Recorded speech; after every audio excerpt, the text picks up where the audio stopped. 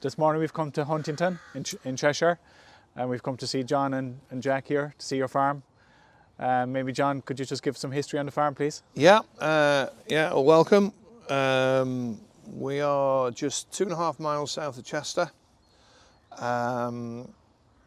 We have been dairy farming, well, I don't know how long we've been dairy farming our family, it'll be generations, won't it? But certainly my dad started in 1952 with 22 cows, as I'm sure lots of other people did at that time.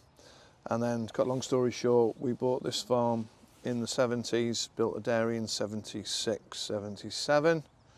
We milked on two units a mile away from each other until 2001.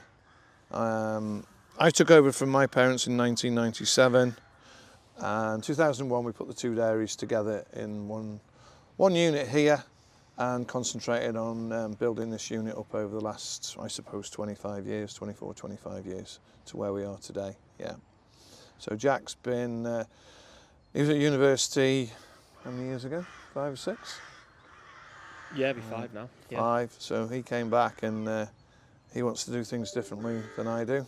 So he'll tell you about what his plans are and what he's been doing over the last 15, 18 months. And John, it's a traditional dairy area, I guess, Cheshire. Yeah, big history here always. you know, sadly there was a lot of dairy farms on this road. I think there were 6 of us.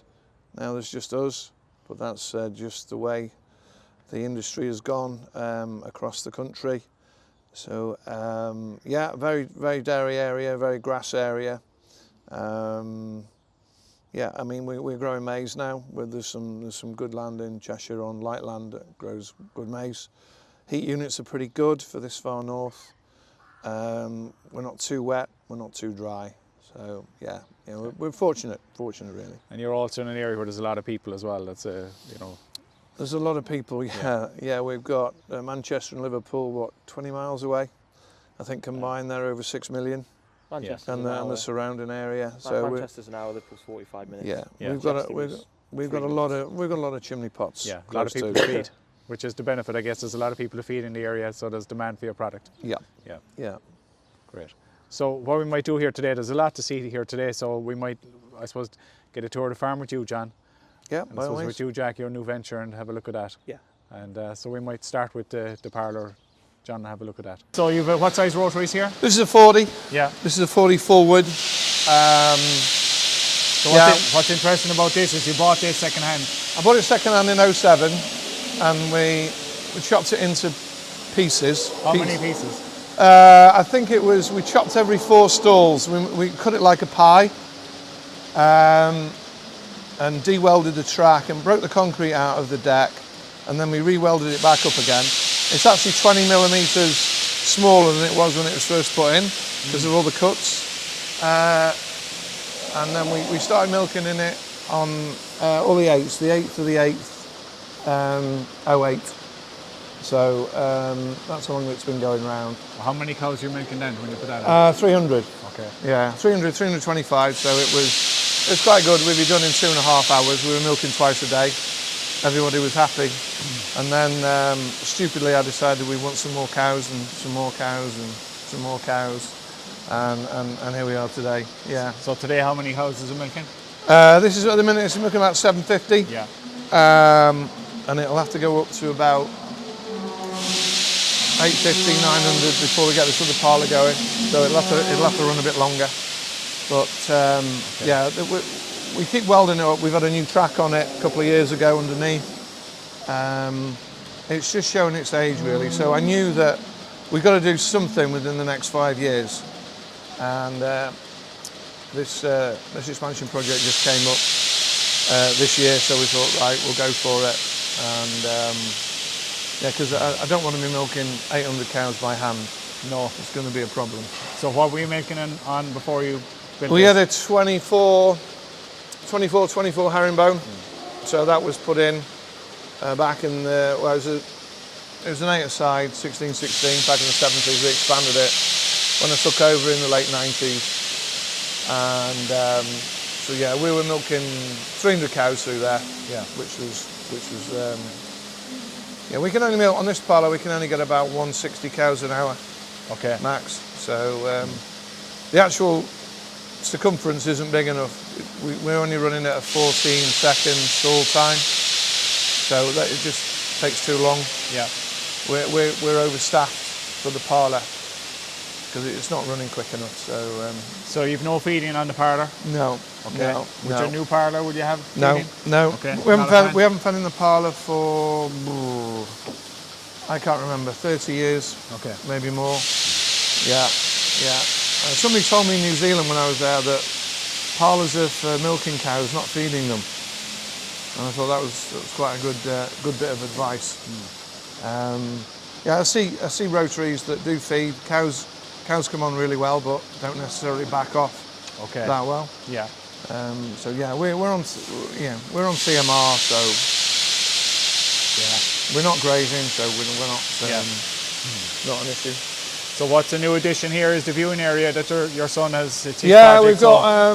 You brought the public closer to the making process. Yeah, he started vending milk a year last November in a couple of garden sheds, and it's like every business, it grows and gets teeth. So we put another bay on this building, and we opened that up in November of last year, so you can actually see the cows going round. So the idea is the connection of the cow, the live cow, to the milk that you buy or the milkshake that you're drinking. It's coming through the walls, so the carbon footprint is virtually zero on the transfer of the milk. Yeah. But it's about the story. It's about the story of where does your milk come from? It actually comes from cows, not from the supermarket. Yeah. And that's gained quite a lot of traction, and I'm sure he'll give you some what his story is on where he thinks that's going. So, And yeah. for you as a farmer, I suppose, is that connection with the public and educating them is very important to you too? Yeah, I think I think as farmers, I've always been very, very conscious that we are so protective and so closed. We don't open up and say, look, come and have a look at what we do. It's not that bad, you know. So we have a sort of a strategy of there's nothing barred. You can see exactly what we do, why we do it. You can talk to us. You got any questions, ask us, we'll explain it. You might not always like what we say, but generally, when you explain it in layman terms way, they're very, very receptive. And yeah, it's at the minute it's going really, really well. Yeah. Yeah, it's growing fast. And I suppose, as you said, you know, cows have their collar or their Fitbit or whatever. Yep. All that technology fascinates them. You know, we're not farmers with hats with a bit of straw hanging out of their mouth. But, you know, it's getting high tech, lots of data. I think that's going to probably excite non-farmer people. That farming actually there is a lot of, especially Generation Zero. They're into data and analysing data, and we've got lots of data on farm. And we need systems that analyse it quickly and give us lists of what to look for and what to look out for. So I think it's quite exciting going forward. If you tell a story and you convince people that it isn't long hours and bad pay, because that's, you know, we've been stigmatised with that for so long. We need to change that environment. Yeah. Well done. We might have a look at the collecting yard there. Yeah, if you like. Yeah. So how many cows did you hold here in the collecting yard? Oh, about 200. Yeah. Yeah. Is that a good number for you, say? Or No, or would you like a bit all the more? maths are wrong, because we can't milk. If we're only milking 160 cows an hour, yeah, and we've got a group of 250, they're out of the shed more than an hour. So we're hoping when we get the new parlour going that we can milk all groups in less than an hour. Okay. So we're only going to be 3 hours out the shed in any 24-hour period. Yeah. Because it's too long. It's too long. So yeah, that's. Hopefully we'll have some. We might get a little bit more milk out of the cows if we're not holding them in the collecting yard for such long periods of time. Okay. So with the new parlour and collecting yard, how many cows did you hold? It'll hold about 500. Okay. Yeah. Yeah. But I think the parlour will probably run about 350, well, 325, 350 an hour. Yeah. So our biggest group will be 250. So we should have that done in 3/4 of an hour. Okay. So that's going to should make a big change to getting our cow throughput. Okay. So the backing gate, did that come with the parlour? No. Then I bought that. No, we're hoping that we might be able to transfer that backing gate on the day we move in. Yes. I think it's probably a metre short. We might have to put a piece in it. I'm not sure. We've just got to we've got to see. Yeah. But yeah, hopefully it won't take too long because they've been used to a rotary parlour. They might not take too long to break in because when we moved into this parlour, we were about 3 weeks before we could get cows to come on their own. It was it was quite a stressful time. And even now, how do you train heifers to get on this? Yeah, they just we've only got, probably, what do we have? 250 heifers come in, so it's only less than one a day, isn't it? It doesn't take long. Because the other cows are, they'll follow the other cows, won't they? Yeah. Okay, so this is your handling area.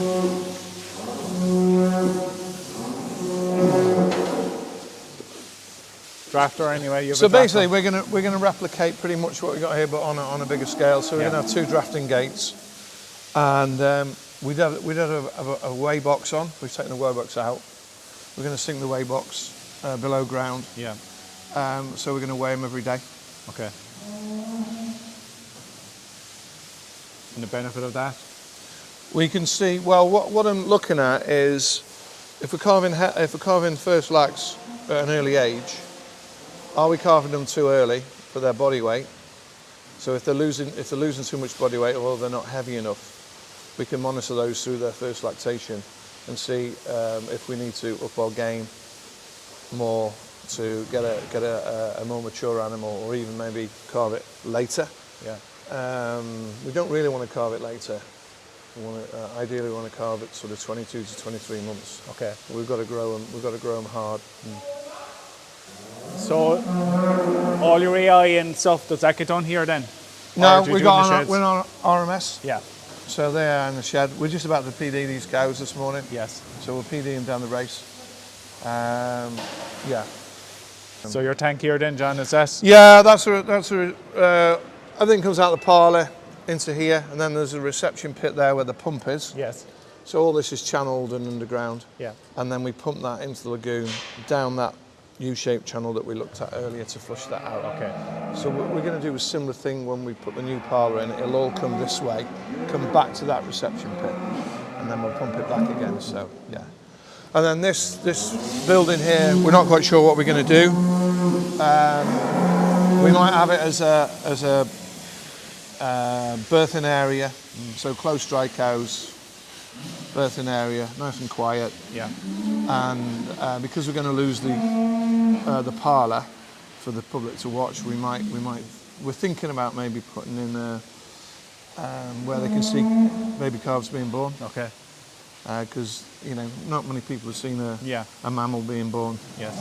Not quite sure how that's going to go. Yeah. It's an option. We're just thinking about it. Yeah. Either that, or we put just a robot for 45 cows and put that in there. Yeah. As a bit of an attraction. Yeah. We're not quite sure what we're going to do. So the location won't change as such for the public? No. Yeah, you need I think, well, too far into the yard. There's too much traffic and too much danger. Yes. We got down there, it's safe because we get a lot of little kids. So who knows what we may have to do something, but we don't want to lose that connection with the public. I know. And the animals. Yeah. Yeah. Good.